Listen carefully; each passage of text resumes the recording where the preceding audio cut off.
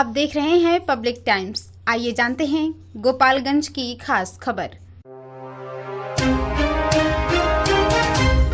Samajwadi party संस्थापक मुलायम सिंह यादव के परिवार से जुड़ी एक दुखद खबर सामने आई है। सपा प्रमुख अखिलेश यादव के सौतेले भाई और भाजपा नेता अपर्णा यादव के पति प्रतीक यादव का निधन हो गया।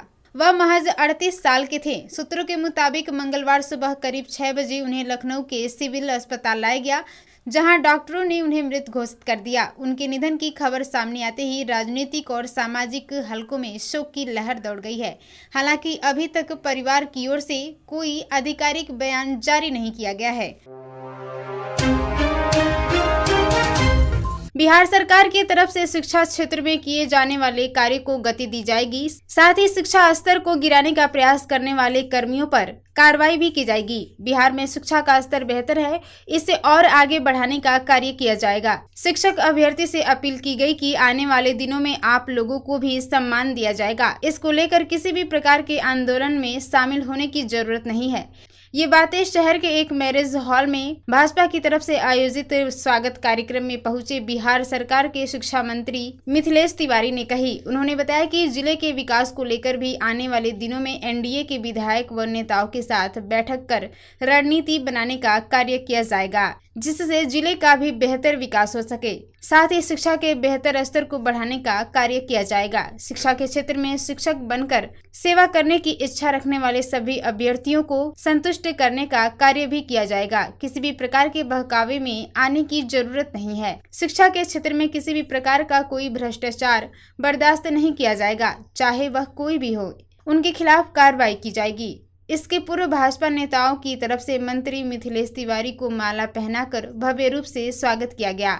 स्वागत कार्यक्रम के दौरान मंच पर मौजूद लोगों ने उनका अभिवादन किया। इस मौके पर भाजपा विधायक सुभाष सिंह, जिला अध्यक्ष संदीप कुमार गिरी, भाजपा नेता अमरेश राय, ओम प्रकाश सिंह, राजू चौबे, दीपक कुमार दीपू, रितेश सिंह के अलावा काफी संख्या में भाजपा व एनडीए के कार्यकर्ता मौजूद रहे। पता चल जाएगा। मैं यहाँ आने के पहले 2 लोगों पर कार्रवाई करके हम आए हैं। एक मधुबनी में बीओ का वीडियो वायरल हो गया। हमने आदेश दिया अपने विभाग को, जांच करके रिपोर्ट लाइए। 10 घंटे के अंदर रिपोर्ट मेरे टेबल पर आया और हमने अपने विभाग को कहा उनको तत्काल सस्पेंड करिए। ऐसे पदाधिकारी हमारे विभाग में नहीं चाहिए। सिद्धवलिया थाना क्षेत्र के सलेमपुर पूर्वी गांव में भूमि विवाद को लेकर 2 पक्षों के बीच हुई मारपीट में 4 लोग घायल हो गए। जानकारी के अनुसार सलेमपुर पूर्वी निवासी मदन प्रसाद की जमीन पर कुछ लोग अवैध रूप से कब्जा करने का प्रयास कर रहे थे, जिसकी सूचना मिलने के बाद मदन प्रसाद, उनकी पत्नी उर्मिला देवी, रोहित कुमार सहित 4 लोग मौके पर पहुंचे। इस दौरान पड़ोस के लोगों ने गाली गलौज करने के साथ ही लाठी डंडे से हमला भी कर दिया। घटना के बाद उन्हें इलाज के लिए सदर अस्पताल में भर्ती कराया गया। वहीं पुलिस मामले की जांच कर कार्रवाई में जुट गई है। गोपालगंज जिले के बैकुंठपुर थाना क्षेत्र के पहाड़पुर गांव में देर शाम कुछ लोगों ने एक वार्ड सदस्य को पुलिस की मुखबिरी करने का आरोप लगाकर उनकी बेरहमी से पिटाई कर दिया। घटना के बाद जख्मी वार्ड सदस्य को इलाज के लिए बैकुंठपुर सीएचसी के इमरजेंसी वार्ड में भर्ती कराया गया। यहां प्राथमिक उपचार के बाद चिकित्सकों ने बेहतर इलाज के लिए उन्हें सदर अस्पताल रेफर कर दिया। जानकारी के अनुसार पहाड़पुर गाँव निवासी वार्ड सदस्य मनोज शर्मा अपने घर के पास बैठे हुए थे। इसी बीच गांव के कुछ युवक मौके पर पहुंचकर उन पर पुलिस की मुखबिरी कर शराब की खेप को पकड़वाने का आरोप लगाया। साथ ही गाली गलौज करते हुए वार्ड सदस्य पर फरसा व लोहे के रॉड से हमला कर दिया। घटना के बाद आसपास के लोगों की मदद से जख्मी वार्ड सदस्य को अस्पताल में भर्ती कराया गया। वहीं घटना के बाद पुलिस घायल वार्ड सदस्य का बयान दर्ज कर कार्रवाई करने में जुट गई है। जख्मी वार्ड सदस्य ने बताया कि 2 दिन पूर्व पुलिस की तरफ से शराब की खेप को बरामद कर लिया गया था, जिससे नाराज होकर शराब तस्करी के आरोपितों ने पुलिस मुखबिरी का आरोप लगाकर पिटाई किया है। घटना के बाद पुलिस की तरफ से मामले की गंभीरता को लेकर आरोपितों को चिन्हित कर उनकी गिरफ्तारी के लिए छापेमारी अभियान चलाया जा रहा है। बैकुंठपुर थाना क्षेत्र के उसरी गांव में कथा मटकूर कार्यक्रम के दौरान गाना बजाने को लेकर दो पक्षों में विवाद हो गया। देखते ही देखते विवाद मारपीट में बदल गया और बीच बचाव करने पहुंचे 3 भाइयों पर फरसा व लाठी डंडे से हमला कर दिया गया। घटना में सुनील कुमार, अनिल कुमार और अवधेश कुमार गंभीर रूप से घायल हो गए।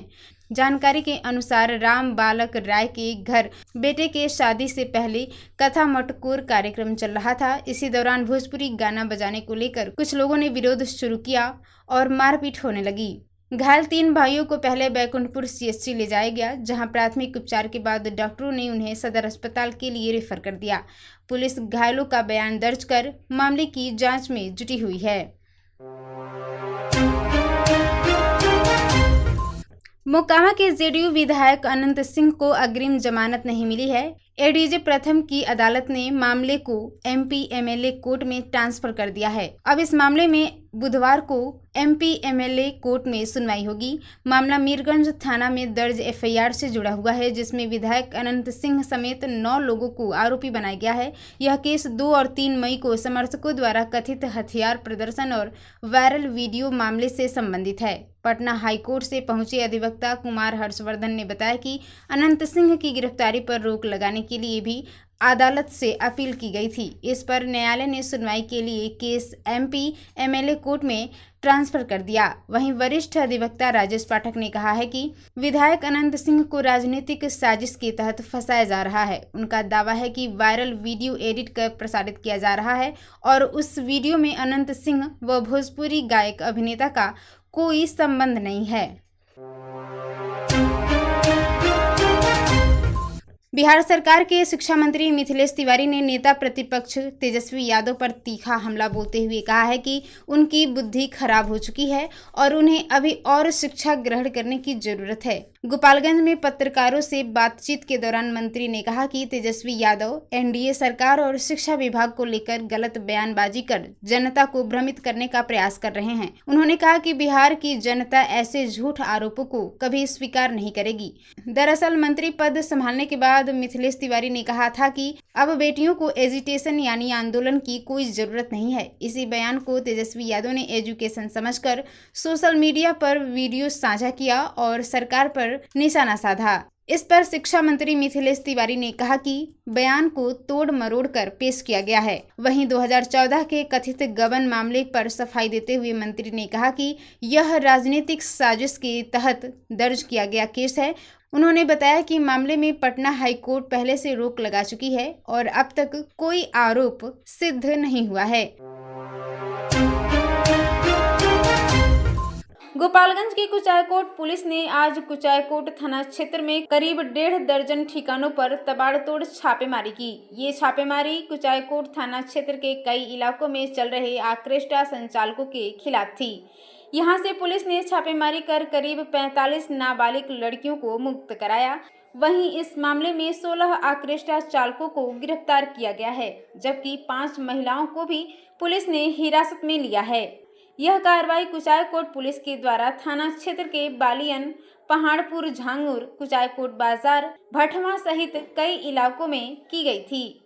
पुलिस के इस कार्रवाई के साथ NGO संचालक भी मौके पर मौजूद थे। ये कार्रवाई आज दिन भर चली है। पुलिस सूत्रों के मुताबिक पुलिस को लगातार सूचना मिल रही थी कि आक्रेष्टा की आड़ में देह व्यापार और लड़कियों के साथ अनैतिक कार्य कराया जा रहा है। इसी को लेकर NGO के सहयोग से करीब 15 आक्रेष्टा ठिकानों पर छापेमारी की गई। छापेमारी के दौरान बिहार के अलावा दूसरे राज्यों राजस्थान, पश्चिम बंगाल, झारखंड, महाराष्ट्र, हरियाणा और UP सहित अन्य राज्यों से लड़कियों को आक्रेष्टा में जबरन बंधक बनाकर कार्य कराया जाता था, जिन्हें रेस्क्यू कर मुक्त किया गया है। पुलिस कस्टडी में पहुंचने के बाद नाबालिग लड़कियों ने अपनी आपबीती सुनाई। मुक्त कराई गई लड़कियों में एक लड़की राजस्थान की थी, जो वहां से पिछले 3 साल पहले गुमशुदा हुई थी और वहां के थाने में उसकी गुमशुदगी की प्राथमिकी दर्ज की गई है। पुलिस सूत्रों के मुताबिक इन लड़कियों को मानव तस्करी के जरिए गोपालगंज और बिहार के कई जिलों में लाया गया था और उनसे आक्रेष्टा के जरिए अनैतिक कार्य कराए जा रहे थे। पुलिस को दिए बयान में मुक्त कराई गई नाबालिग लड़कियों ने बताया कि उनका मानसिक और शारीरिक शोषण किया जाता था और उनकी बात नहीं मानने पर मारपीट भी की जाती थी। उन्हें जबरन देह व्यापार में भी धकेला जाता था।